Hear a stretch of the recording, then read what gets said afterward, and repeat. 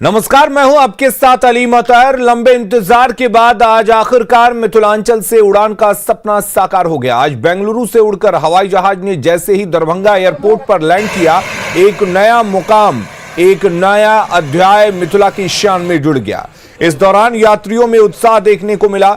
Vidyapati airport पर सारी तैयारियां पूरी थी और जैसे ही विमान ने लैंड किया, उसे वाटर सैल्यूट दिया गया। इसके बाद विमान से उतरे यात्रियों का गुलाब का फूल देकर स्वागत किया गया। पहली उड़ान को लेकर इधर बेंगलुरु में भी विमान में बैठने वाले यात्री उत्साहित दिखे।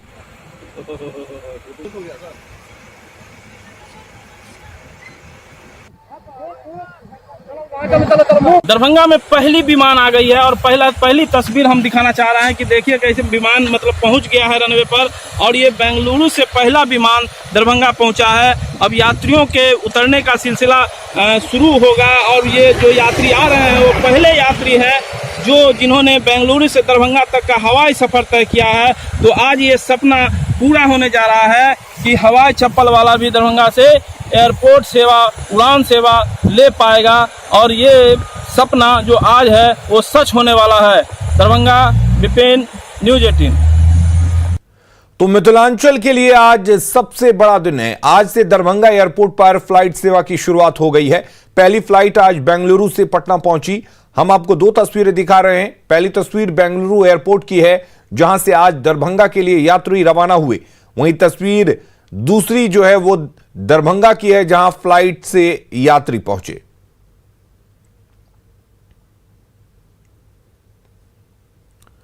और बेंगलुरु से दरभंगा पहुंचे यात्रियों के चेहरे पर खुशी दिखाई दी। बेंगलुरु से आए गोपालगंज के यात्री ने बताया कि उनके लिए बहुत खुशी का पल है। वह दूसरे जिलों के लिए भी आए यात्री दरभंगा एयरपोर्ट की शुरुआत पर खुश दिखे। और बेंगलुरु से जो लोग आए हैं यात्री, वो हमारे साथ हैं। आप पहली विमान से आए हैं? हाँ, पहली बार। अच्छा लगा। मैं गोपालगंज का रहने वाला हूँ और मैं इस एयरपोर्ट पे फर्स्ट टाइम आया। यहाँ से अभी गोपालगंज जाऊँगा मैं। सर, जब आप गोपालगंज से, दरभंगा से दूर है गोपालगंज, तो ऐसा लगता है कि ये आपके लिए बहुत फायदेमंद? हाँ, फायदेमंद है ना। फर्स्ट फ्लाइट था और टिकट मिल गया इजीली, तो आ गया। एक सप्ताह पहले बुक किया था। बेंगलुरु से आ रहे हैं? हाँ, बेंगलुरु से। तो मतलब ये लगता है कि दूसरे जिला दरभंगा ही नहीं, दूसरे जिला नहीं, कहीं से लोग आ सकते हैं। गोपालगंज, छपरा, सिवान, कहीं से लोग आ सकते हैं। और दरभंगा एयरपोर्ट से दिल्ली जाने वाले यात्रियों में खासी खुशी देखी जा रही है। पहले पटना से दरभंगा पहुंचने के लिए यात्रियों को काफी परेशानी झेलनी पड़ती थी। दूसरी और दूरी और सड़क जाम से अब मुक्ति मिलने से यात्री काफी खुश है।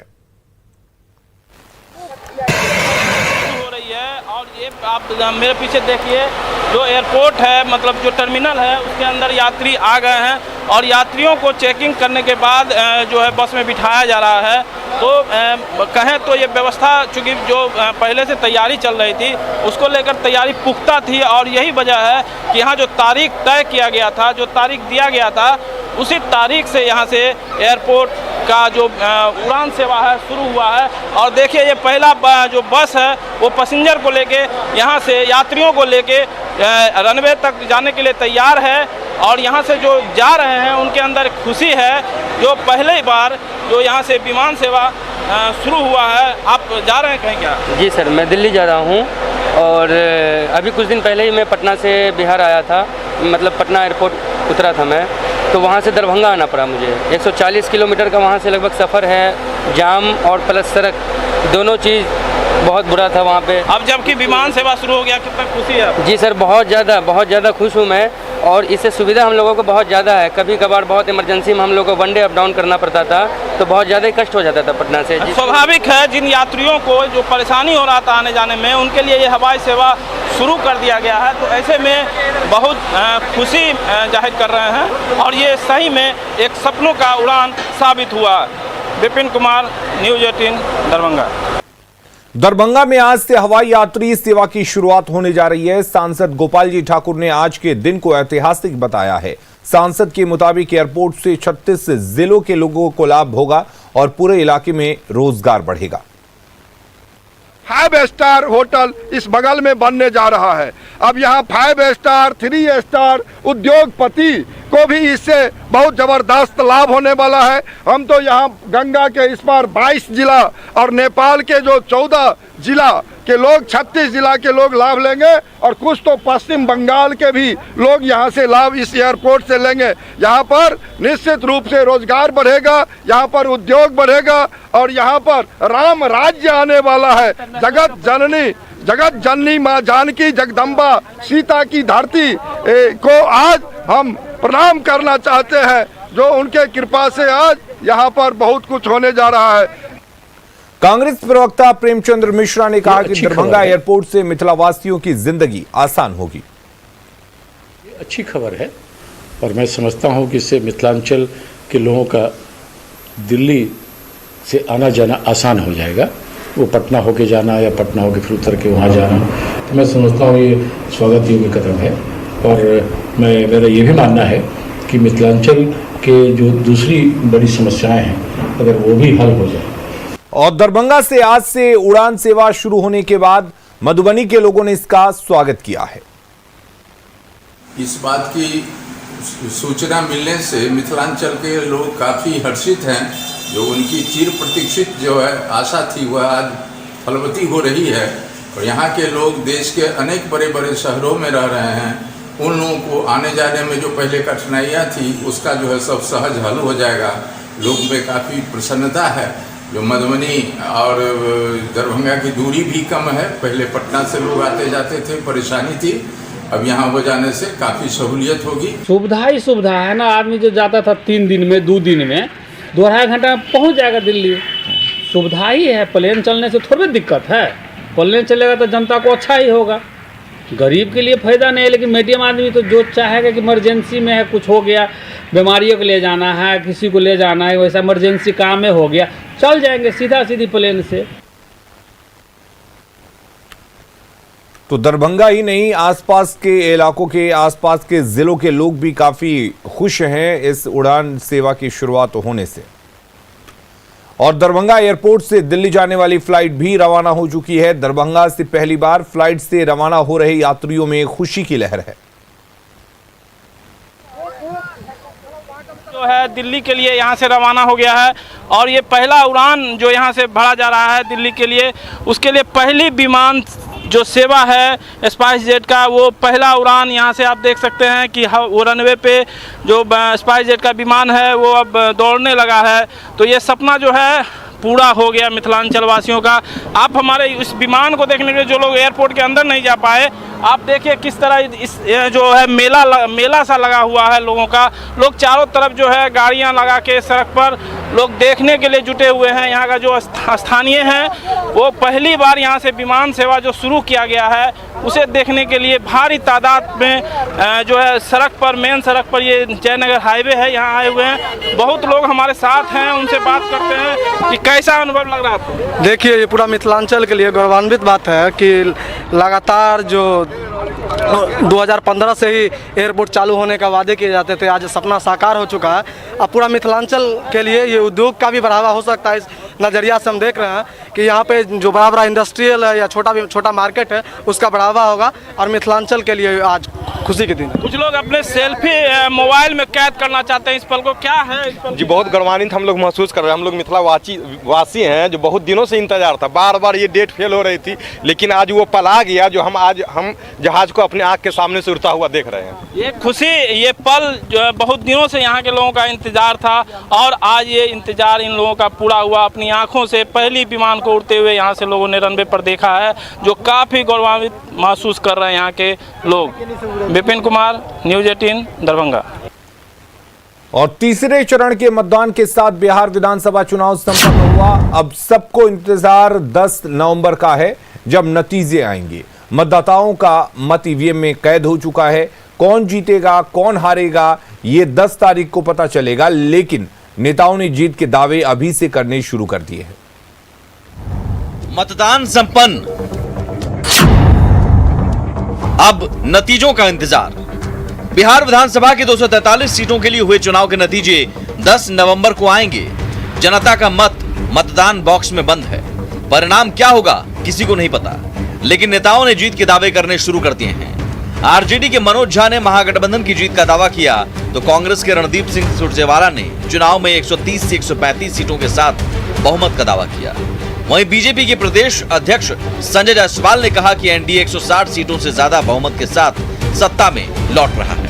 मैं समझता हूं सब लोगों का इसमें योगदान रहा और सबसे बड़ा योगदान बिहार के मतदाताओं का रहा है। उनको हिंसक विमर्श की ओर ले जाया गया, लेकिन वो नहीं गए। मुझे ये उम्मीद है कि गठबंधन को 135 से 150 या शायद उससे भी अधिक सीटें मिले, पर अब इन आंकलनों का कोई मायने नहीं बचा। अब तो वोट डल चुके हैं और 10 को नतीजा आएगा और बदलाव के लिए बिहार ने वोट दिया है, हमें संपूर्ण विश्वास है। हम 3/4 160 से ऊपर तो निश्चित जीतेंगे, 170-75 के बीच में ये आंकड़ा रहेगा। और जनता ने जो विश्वास किया है वह हर जगह हमें देखने को मिला है। और जो शांत मतदाता हैं, जो अपने घरों में रहने वाले मतदाता हैं, जो झोपड़ियों में रहने वाले मतदाता हैं, उन्होंने जिस प्रकार से इस चुनाव में माननीय प्रधानमंत्री श्री नरेंद्र भाई मोदी जी के प्रति वोटिंग की है, वह अपने आप में इतिहास में जाना जाएगा। कौन जीता, कौन हारा, किसकी बनेगी बिहार में सरकार, इन सारे सवालों के जवाब जनता ने इलेक्ट्रॉनिक वोटिंग मशीन में बंद कर दिया है। 10 तारीख को ईवीएम खुलेंगी और सवालों के जवाब सामने आ जाएंगे। तब तक राजनीतिक दलों की तरफ से ऐसे ही दावे का दौर चलता रहेगा। Bureau report, news 18। खबरें जारी है, जल्द लौटते हैं।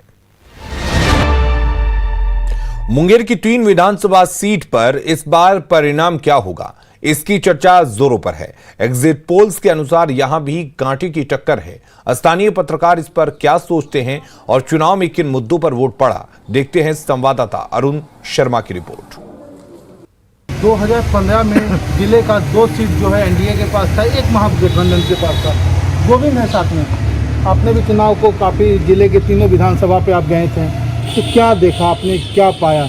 देखिए, सबसे पहली बात हम तो सबसे पहले तारापुर की बात करेंगे। वहाँ के जो वर्तमान में विधायक है मेवाला, तो मुझे लग रहा है जो उनका 5 साल का कार्यकाल रहा, उसमें लोगों का जो है उनके प्रति बहुत ज़्यादा नाराज़गी थी, जहाँ तक मेरा मानना है।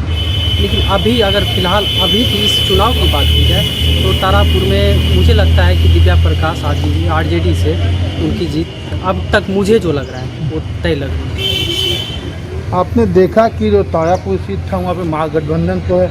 ये बताइए, आप जो जिले के सभी सीटों पे गए थे, आप फोटोग्राफर हैं, वहाँ पे नज़दीक से आपने देखा होगा कि क्या चला, क्या बताना चाहेंगे? देखिए, इस बार का जो चुनाव हुआ है उसमें जनता मुख्य रूप से विकास को लेकर के वोट किया है। हम जिले के 3 विधानसभा पे 28 अक्टूबर को जो मतदान हुआ, जमालपुर, मुंगेर और तारापुर तीनों विधानसभा में कवरेज करने के लिए गए। सबसे ज़्यादा असर जो हुआ, जो दुर्गा पूजा विसर्जन के दौरान हम जिले में जो घटना घटा है, उसको लेकर जिले में हर तबके के लोग, चाहे हिंदू हो या मुस्लिम, हर लोगों में आक्रोश देखा गया। लोग हर जगह वोटिंग किए विकास को लेकर के ही। कई ऐसे विधानसभा में कई ऐसे प्रत्याशी भी देखने के लिए जो कि पैसे के बल पे अपना चाहक वो अपने हम वोट को निकालेंगे, लेकिन लोगों ने एक ही चीज़ रखा कि 15 साल पहले भी हमने विकास देखा और यह 15 साल में भी हमने विकास देखा। लोग उसी चाह करके भी विकास किया है। जहाँ तक रही तारापुर की बात, तारापुर में महागठबंधन और जदयू के बीच ही टक्कर है। तारापुर जमालपुर विधानसभा चले आए, वहाँ पे जदयू बनाम और लोजपा के बीच सीधी टक्कर है। और हमारे मुंगेर चूँकि शहर से जुड़ा हुआ है और मुंगेर विधानसभा में अधिकतर शहरी क्षेत्र से ही लोग हैं, यहाँ पे जो दुर्गा पूजा के कारण कुछ थोड़ा बहुत बीजेपी का कटा है और उसके अगेंस्ट में जो प्रत्याशी खड़े हैं महागठबंधन से, जो भी प्रत्याशी राजद से यहाँ पर उम्मीदवार खड़े थे, उनको लोगों ने अधिक ज़्यादा इस बार, चूँकि पहली बार वो उन्हें टिकट भी मिला है और युवा तबके के लिए इस लोग चाह करके भी लोगों ने उन्हें वोटिंग किया है। तो लोग विकास के चाह करके कौन जीतेगा कौन हारेगा यह तो 10 को ही पता चले, लेकिन लोगों ने जो वोटिंग किया वो सिर्फ विकास को लेकर के ही किया है। आपने देखा जो यहाँ पे संवाददाता थे उनका साफ साफ कहना है कि जिले के 3 विधानसभा में कहीं पे भी खुल के कुछ सामने नहीं आ सका है। महागठबंधन एनडीए के बीच का जो एकदम कांटे का जो पोजीशन बना हुआ है, जीत का मार्जिन ज़्यादा नहीं होना है, लेकिन 10 को ये पता चल पाएगा कि लोग कौन एनडीए आगे आएंगे या महागठबंधन आगे आएंगे, ये तो 10 को ही पता चलेगा। अरुण शर्मा, न्यूज़ 18 मुंगेर। जब हम उत्तराखंड के पर्वतीय इलाके के बारे में सोचते हैं तो हम इसकी अतुलनीय सुंदरता के बारे में सोचते हैं, लेकिन ये भव्यता हमें वास्तविकता से दूर ले जाती है, जो पानी की कमी, वनों की कटाई और प्राकृतिक जल स्रोतों से की मृत्यु है। अब जो समुदाय यहां रहते हैं वे अपनी जल सुरक्षा को बहाल करने के लिए काम कर रहे हैं, एक के बाद एक भूमिगत जल स्रोत को बचा रहे हैं।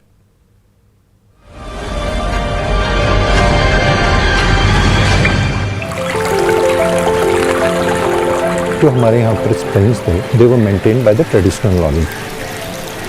जो ट्रेडिशनल प्रैक्टिसेस थी, कभी भी उसमें सीमेंट वगैरह नहीं लगता था।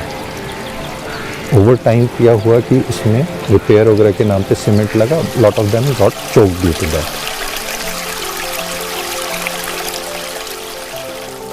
चिराग ने भी जब शुरू किया, हम लोगों ने कुछ इंटरवेंशंस किए, तो कुछ जगहों पे पानी बढ़ा, कुछ पे नहीं बढ़ा।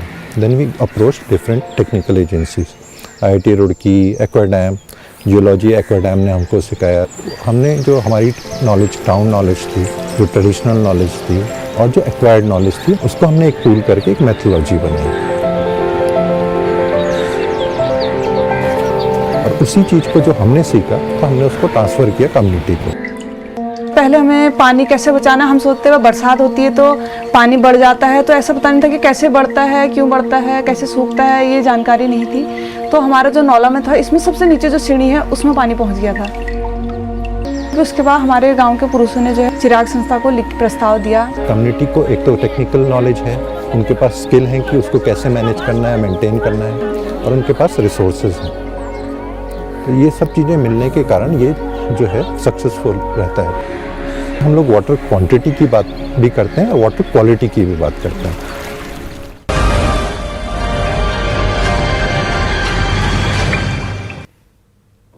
खबरें जारी है, बने रहिए हमारे साथ।